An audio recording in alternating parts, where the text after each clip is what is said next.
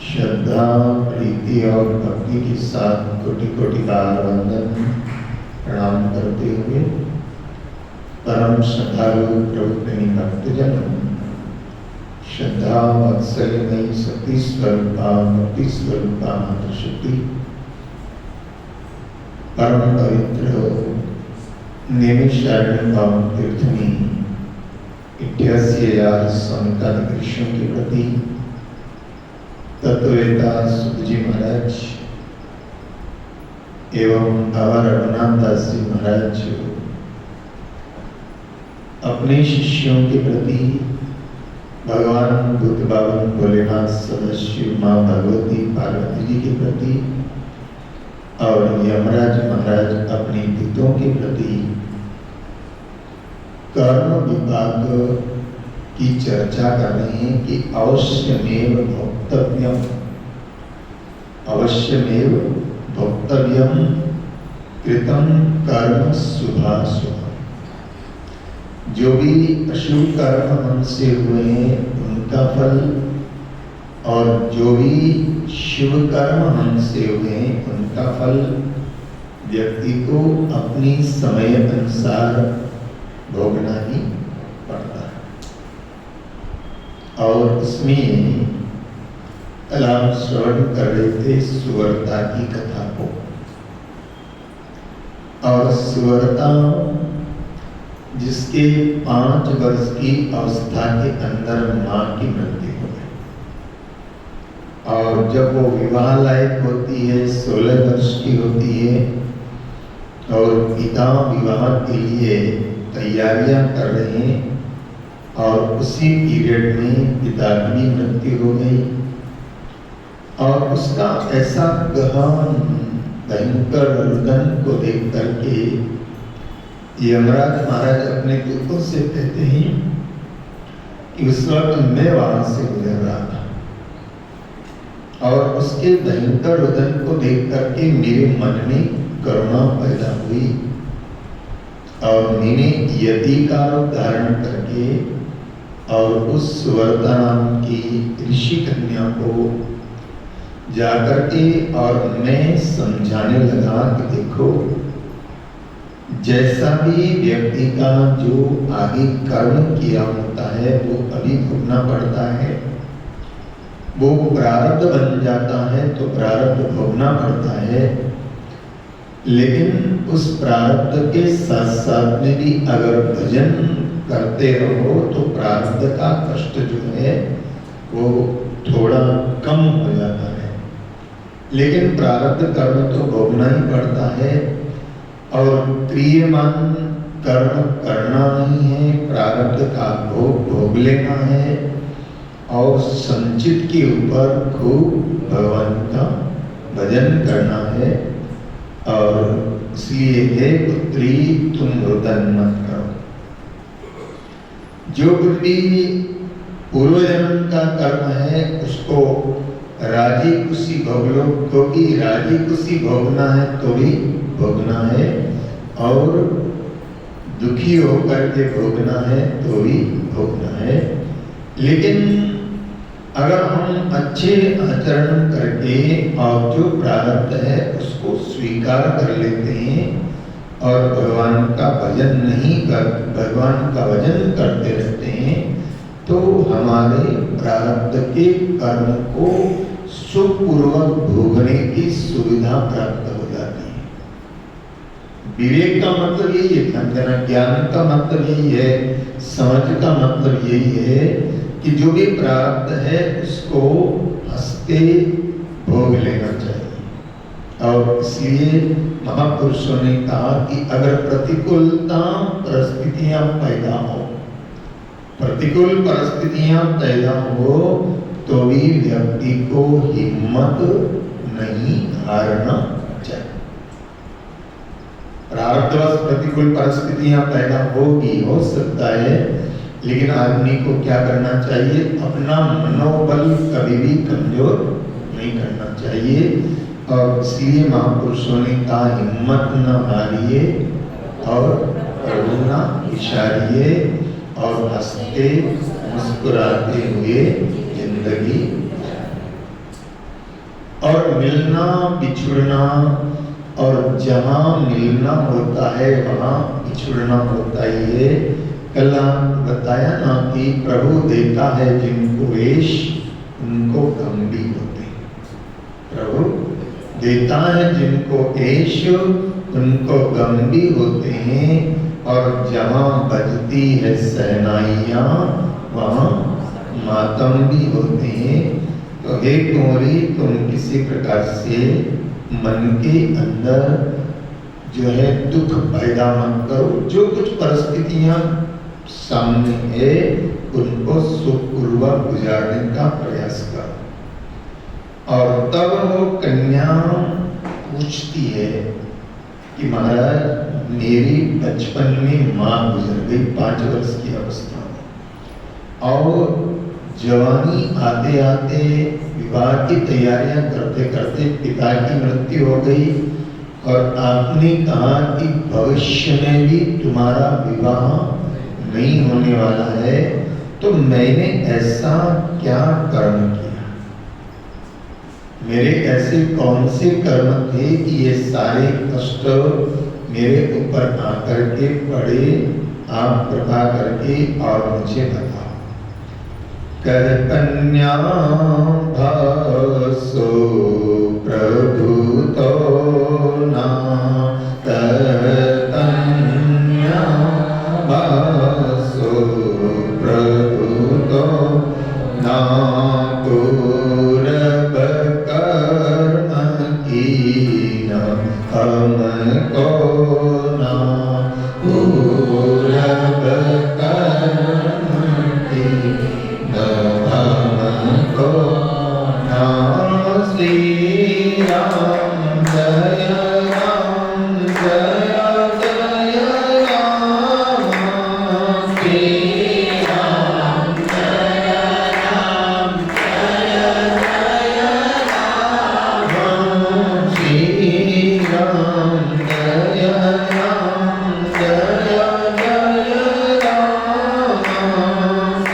श्री राम जय राम जय जय राम, श्री राम जय राम जय जय राम, श्री राम जय राम जय जय राम। वो सुवर्ता कहती है कि महाराज बताओ मेरी क्या कर्म थे ऐसे जिनके कारण मेरे ऊपर इतनी मुसीबतें आ रही है, और आप कह रहे हैं कि तेरा विवाह भी नहीं होगा। तो मेरे ऐसे क्या कर्म थे? तो यति के रूप में स्वयं धर्मराज महाराज जो उस कन्या को समझाने के भाव से आए थे, उन्होंने कहा कन्या श्रवण करो, तुम्हारे पूर्व जन्म की क्या कर्म रहे मैं तुमसे कहता हूँ कि पूर्व जन्म के अंदर तुम एक वैश्या थे, गणका की, और तुम्हारा निवास था भगवान महाकाली की नगरी उज्जैन के अंदर। अब ध्यान देना मेरे भाईजन, भगवान की कृपा हो और हमारे कुछ न कुछ तीसरे चौथे जन्म के कुछ पुण्य उदय हो तो अच्छी जगह में हमारे को रहने को मिलता है। ध्यान देना, लेकिन उसमें भी फिर आकर के इसलिए व्यक्ति को क्रियमान कर्म का क्यों ध्यान रखना चाहिए, समझना है। क्रियमान कर्म का व्यक्ति को क्यों ध्यान रखना चाहिए कि अच्छे कुल में मान लो हमको जन्म मिला है, अच्छे परिवार में रहना मिला है, अच्छे लोगों का संग मिला है, अच्छे माँ बाप मिले हैं, और फिर भी अगर हम गलत रास्ते पर चलते हैं तो ये किसी और का दोष नहीं है। किसका दोष है? हमारा अपना दोष है। अब देखो, भगवान महाकाली की नगरी, और वो नगरी भगवान महाकाली की जो सप्तपुरियों में जिसकी गिनती होती है, और ये 7 पुरियां क्या है? मोक्ष देने वाली। शास्त्र में लिखा है अयोध्या, मथुरा, माया, काशी, कांची, अवंतिका, पुरी, द्वारावतीश्चैव सप्तैता मोक्षदायिका। ये 7 पुरियां गिनी गई है जो कि जिसको यहाँ जन्म मिलता है और अगर अच्छे कर्म करते हुए तो उनको और जल्दी शीघ्रता से मोक्ष की प्राप्ति हो जाती। अयोध्या पहली नगरी कौन सी? अयोध्या, मथुरा, मायापुर यानी हरिद्वार, अयोध्या, मथुरा, माया, काशी, काशी, कांची, कांचीपुरम जो दक्षिण के अंदर, काशी, कांची, अवंतिका और ये उज्जैन। अवंतिका का, उज्जैन का पुराना नाम क्या है? अवंतिका। पुरी, द्वारावतीश्चैव और 7वीं नगरी कौन सी? द्वारिका। ये 7 नगरियां क्या है? बोले सप्तैता मोक्षदायिका। यहाँ रह करके और हम भजन साधना करते हैं ना तो जल्दी हमारी भजन साधनाएं फलीभूत होती है। और इन नगरियों में जाकर के अगर हम पाप कर्म करते हैं तो पाप कर्म भी ज्यादा वृद्धि को प्राप्त होते हैं। जरा समझना मेरे भाई बहन कि अगर हम घर पर रह करके और कुछ पाप कर्म करते हैं तो उनकी धुलाई कहाँ होती है? देवस्थान में आके, गुरुस्थान में आकर के, मंदिर में आकर के, और उन पापों की निवृत्ति होती है, पाप निवृत्त होते हैं। लेकिन देवस्थान में पहुंच करके भी अगर हमारी वृत्तियां नहीं बदलती है तो ध्यान देना, घर के किए गए पाप यहाँ धुलते हैं लेकिन यहाँ किए गए पाप कहीं धुलने वाले नहीं होते हैं। तो बताया ये सप्तैता मोक्षदायिका, ये 7 नगरियां मोक्ष को देने वाली। तो यहाँ यमराज महाराज कह रहे हैं कि तुम्हारे को जन्म मिला तो जन्म से कोई वश्या नहीं होती लेकिन उसके कर्म से। और ध्यान देना, हमारे यहाँ शास्त्र में कहा गया है कि जन्म से कोई ब्राह्मण नहीं होता। ध्यान देना, आप कभी नहीं सोचना, ठीक है ये परंपराएं जो चल पड़ी है, बाकी जन्मा जायते शूद्र। हम सब जितने भी लोग हैं जन्म से क्या पैदा हुए? शूद्र पैदा हुए। न हम ब्राह्मण है, न हम क्षत्रिय है, न हम वैश्य है। जन्मा जायते शूद्र, शूद्र की तरह से हम पैदा हुए। और फिर कर्मात, कर्म से हम क्या बनते हैं? ब्राह्मण बनते हैं। कर्म से हम क्षत्रिय बनते हैं, कर्म से हम वैश्य बनते हैं, और कर्म से अगर जैसे हैं वैसे ही रहते हैं तो शूद्र तो है। शूद्र का मतलब नीच विचार, कोई जाति का बात नहीं है। ध्यान देना, शूद्र कौन है? कि जिसके विचार निम्न है, जिसके विचार छोटे हैं, जिसकी सोच छोटी है, जिसका बोलना छोटा है, जिसका व्यवहार छोटा है, वो सब क्या है? शूद्र है। तो बाद में हमारे यहाँ इसलिए कहा है कि ब्राह्मण कब गिना जाता है? जिस दिन उसका यज्ञोपवीत संस्कार होता है। और जिसका भी यज्ञोपवीत संस्कार हो गया, और ब्रह्मत्व जानाति ब्राह्मण, ब्राह्मण कौन? जो ब्रह्म को जानने की जिज्ञासा हृदय में पैदा करता है, वो सब क्या है? ब्राह्मण। आप देखिए, जन्म से विश्वामित्र क्षत्रिय थे, इसलिए ऐसा मत सोचना कि एक ही जन्म में हम ब्राह्मण नहीं बन सकते। आप किसी भी जाति में अगर है और अगर आपके कर्म ब्राह्मण के है तो आप क्या हो? ब्राह्मण। आपके कर्म वैश्य के हैं, वैश्य का कर्म होता है व्यापार, और वैश्य व्यापार में लगे हैं तो जितने भी व्यापार में लगे हैं वो सब कौन है? चाहे किसी भी जाति में उसको जन्म मिला हो, लेकिन फिर भी वो कौन है? व्यापार, वैश्य। व्यापार में लगा है वो वैश्य है। और जो सुरक्षा में लगा है, जो सुरक्षा में लगा है, वो किसी भी जाति से है, लेकिन कर्म से वो क्षत्रिय है। जन्म से चाहे कुछ भी रहा हो, लेकिन कर्म से वो कौन है? क्षत्रिय है। और जिसके क्षुद्र विचार है, शूद्र का मतलब ध्यान देना कोई नीच जाति नहीं है। हाँ, आप देखिए रैदास वैसे भले ही छोटी जाति में पैदा हुए थे, लेकिन रामानंद जी महाराज जैसे ने उनको शिष्य के रूप में स्वीकार किया। और रैदास भले छोटी जाति में पैदा हुए थे, लेकिन मीरा जैसी भगवान कृष्ण की भक्ता ने रैदास को अपना गुरु माना। जानते हो मीरा का गुरु कौन है? रैदास जी महाराज। रैदास भले छोटी जाति में पैदा हुए, लेकिन उनके कर्म, इसलिए रैदास जन्म से भले ही क्षुद्र रहे हो, लेकिन कर्म से क्या है? वो ब्राह्मण है।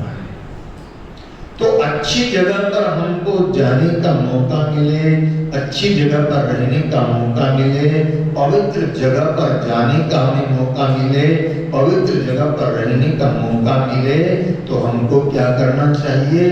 हमको सत्कर्म और बढ़ाना चाहिए। अब यहाँ यमराज महाराज कह रहे हैं कि भगवान महाकाल की नगरी में तुम्हारे को जन्म मिला, लेकिन कर्म से तुम कौन बन गई? वैश्या बन गई। और उज्जैन की नगरी के अंदर देखो, एक इस सुवर्ता का भी वैश्या बनी की चर्चा होती है, और एक और गणिका हुई है जिसका नाम आपने सुना होगा श्रीमद् भागवत के अंदर, जिसका उल्लेख आता है। और भगवान दत्तात्रेय ने जिस वैश्या को अपना गुरु माना, सुनिए ना कथा, बोलो ना। भगवान दत्तात्रेय जैसे दत्तात्रेय ने उस वैश्या को क्या माना? गुरु माना। उसका नाम था पिंगला। और वो भी कहाँ थी? वो भी उज्जैन में थी। और वहां पर भगवान दत्तात्रेय ने उस गणिका को देखा, और उस गणिका का जो आचरण देखा कि वो सज धज करके झरोके में बैठी हुई है और इंतजार कर रही है कि कोई विषयी पुरुष मेरे पास आएगा। लेकिन इंतजार करते करते करते रात्रि अर्धरात्रि हो गई और किसी भी विषयी पुरुष का आगमन नहीं हुआ। तो उस पिंगला नाम की वेश्या को क्या हो गया? वैराग्य हो गया। और उसने कहा आशा ही परम दुखम,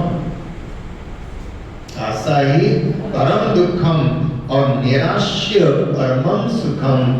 और उस गणिका के मन में ये भाव हुआ कि जितनी आशा मैंने विषयी पुरुष की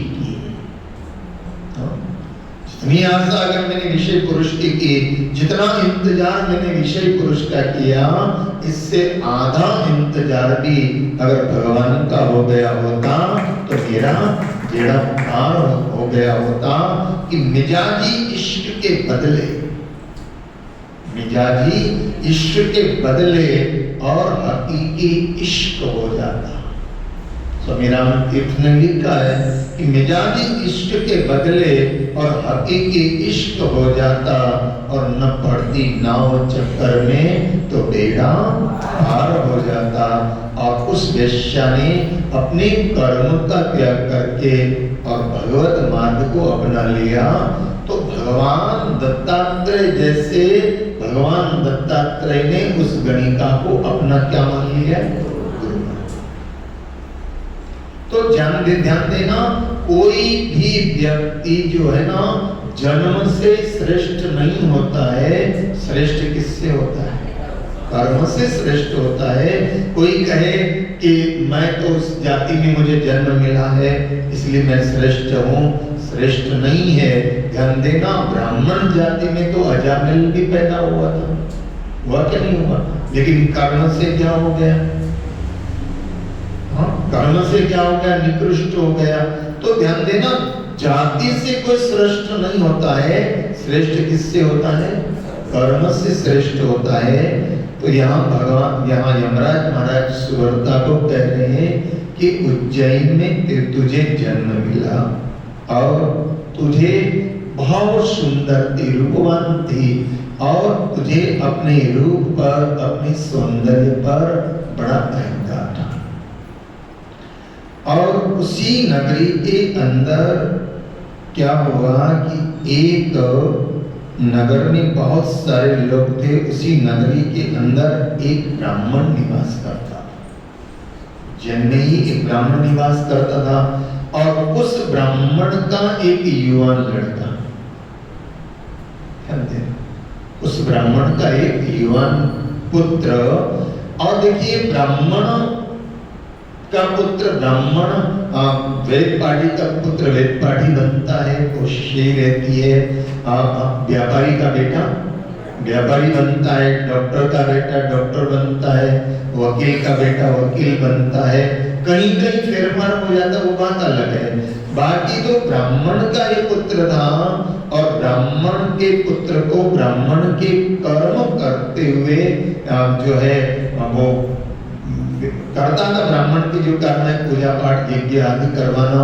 लेकिन क्या हुआ कि वो ब्राह्मण का पुत्र युवान, लेकिन उसकी किसी शूद्र से दोस्ती थी। जैसे पानी कीजिए छान के, गुरु कीजिए जान के कहावत है ना, ऐसे उसी कहावत में एक शब्द और जोड़ दिया है कि पानी कीजिए छान के और मित्र कीजिए। ना एक ऐसा मित्र हो जो आपको ऊंचाइयों पर पहुंचा दे। एक ऐसा मित्र भी हो सकता है कि आपको बहुत ऊंचाइयों पर पहुंचा दे, और एक ऐसा मित्र भी होता है कि आप कितनी ऊंचाइयों पर हो आपको नीचे गिरा दे। मित्रता में भी बहुत बताया गया है। और उसमें होता है क्या है कि जो पावरफुल होता है वो अपनी ओर ले जाता है। मान लो निकृष्ट व्यक्ति से आपकी दोस्ती भी हो गई, लेकिन अगर आप पावरफुल हो तो क्या करोगे? निकृष्ट को श्रेष्ठ बना दोगे, बराबर। लेकिन वो निकृष्ट अगर पावरफुल हुआ तो श्रेष्ठ को क्या कर देगा? नीचे गिरा देगा। ध्यान देना, अगर कोई मान लो आपकी गलत व्यक्ति से दोस्ती भी है और आप पावरफुल हो तो उसको ये कह सकते हो, यार बोले तुम कहाँ जाते हो, 8 बजे कहाँ चले जाते हो? तुम्हारे मित्र ने तुम्हें पूछा, निकृष्ट है वो, और तुम्हारे मित्र ने पूछा तुम 8 बजे कहाँ चले जाते हो, और तुम कह दो कि मैं तो रोज, बोलो ना, रामदास सत्संग में जाते हैं। वो कहे अरे क्या सत्संग में रखा है? तुम कहो सत्संग में बहुत कुछ रखा है, तू एक दिन चल के तो देख। और उसको तुम ले आए और उसको भी भक्ति का रंग लग गया, सत्संग का रंग लग गया, तो समझो तुम्हारी श्रेष्ठता साबित हो गई। लेकिन वो शराबी है और वो कहता है अरे तुम सत्संग में तो जाते रहते हो, एक दिन मेरे साथ चल के देखो। देना, और वो थोड़ा भी अगर पावरफुल हुआ तो तुम्हें गिराने में देरी नहीं करेगा। और वो कहेगा यार मैं तुझे कोई शराबी थोड़ी बना रहा हूं, चक्के तो देख, बोलो ना, थोड़ा चक्के तो देख। और मैं तुझे शराबी नहीं बना, चक तो सही, क्या फर्क पड़ता है? अरे कभी नहीं किया तो क्या हो गया, तू थोड़ा पी के तो देख। और तुमने अगर उसकी बातों में आ गए और तुम्हारी श्रेष्ठता डाउन होने लगी और तुमने आज चख लिया, लेकिन दूसरे दिन बोलो ना, तुम कहोगे यार अच्छा लगा, नींद अच्छी आई, भूल गया सारे गम, अरे चल और पीता हूं। और धीरे धीरे क्या होगा? श्रेष्ठ व्यक्ति भी निकृष्ट। इसलिए कहा गया है कि संग साथी कैसे होना चाहिए? अच्छी होना चाहिए। और रामचरितमानस में भी क्या, गुरुवाणी में भी क्या, हर जगह पर संगति का बड़ा जोर दिया है। संगति का बड़ा जोर दिया है कि संगति ऐसी कीजिए, संगति ऐसी कीजिए कि जिससे आपका जीवन संवर जाए, संगति कैसे कीजिए कि जिससे आपका जीवन संवर जाए। और दुष्संग, नारद ने बहुत प्यारा सूत्र दिया है, नारद भक्ति सूत्र। कई लोग कहते हैं अरे हमारे दोस्ती जरूर है लेकिन हम पीते थोड़ी ही हैं। शराबियों से हमारी दोस्ती जरूर है लेकिन हम पीते थोड़े ही हैं। लेकिन अगर तुम पावरफुल हो तो शराबी की शराब छुड़वा दोगे, और अगर वो पावरफुल है तो तुम्हें शराबी।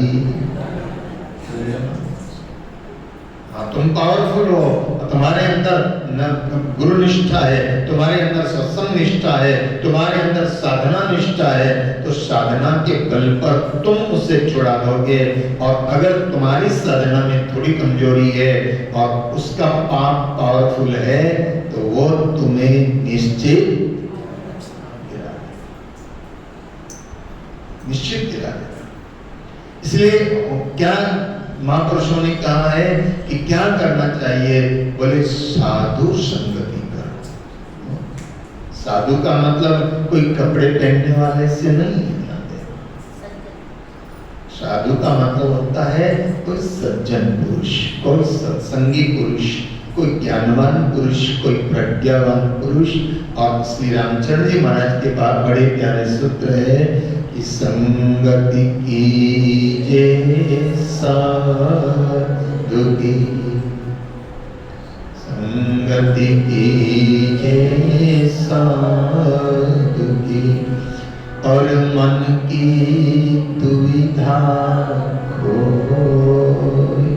संगति कीजे साधु की, और मन की दुविधा खोए। राम चरण एक पलक में लोहा कंचन। और इसलिए लगना है तो कहाँ लगे? संतन के संग लागे अच्छी बनेगी। संतन के संग लागे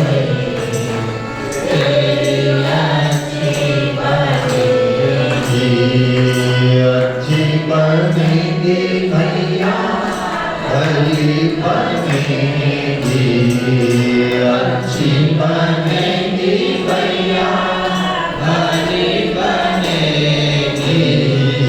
खुल जाए तेरे भाग्य, तेरी अच्छी बनेगी। खुल जाए तेरे भाग्य, तेरी अच्छी बनेगी। संतान के संग लागे तेरी अच्छी बनेगी। संतन संग कर पुण्य कमाई। संतन संग कर पुण्य कमाई। राम शरण अनुराग तेरी अच्छी बनेगी। राम चरण अनुराग तेरी अच्छी बनेगी। संतन के संग लागे तेरी अच्छी बनेगी। मोहनी सामे बहुत दिन सोया। मोहनी सामे बहुत दिन सोया। जा सके तो अब जाए तेरी अच्छी बनेगी। जा सके तो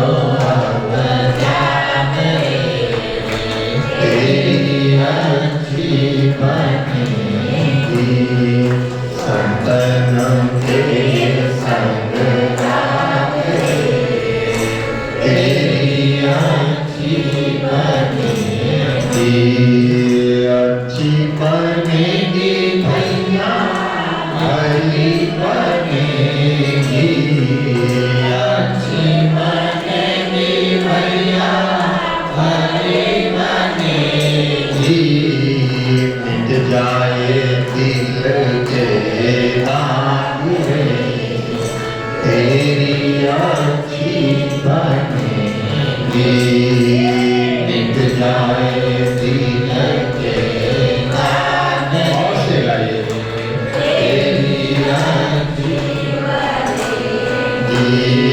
करत कबीर राम सुमिरन में, करत कबीर राम सुमिरन में, ला सके तो अब और से तेरी अर्जी बनेगी, ला सके तो अब राम तेरी अर्जी बनेगी। संतन के संग रे तेरी अर्जी बनेगी,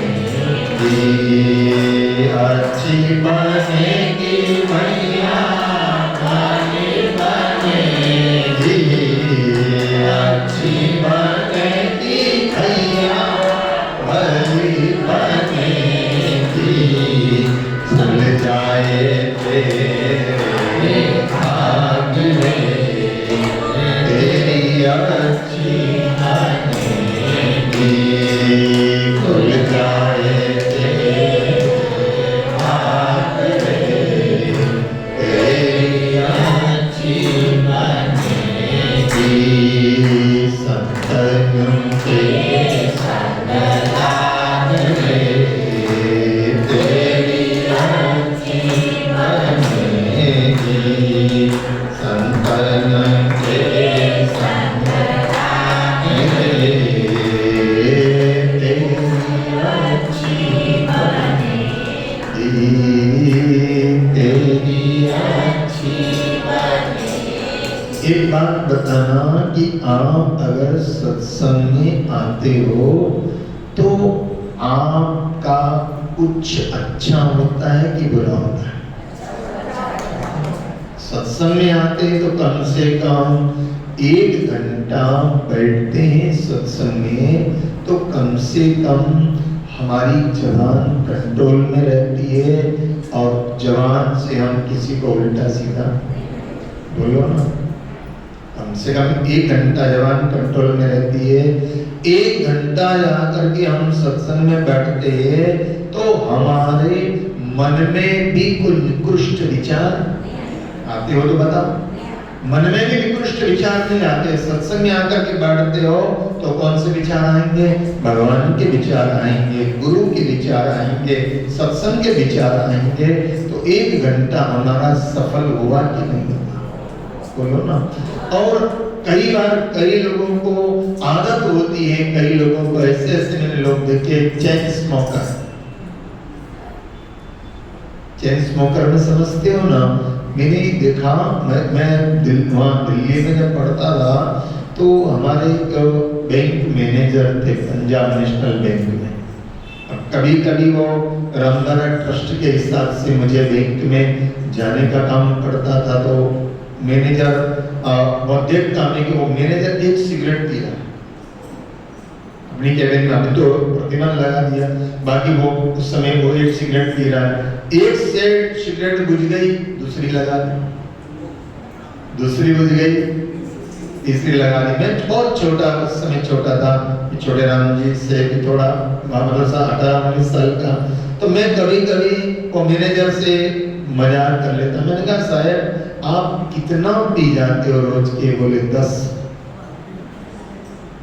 पैकेट। कितने? 10 पैकेट सिगरेट के। 1 सिगरेट के पैकेट में 10 सिगरेट आती है।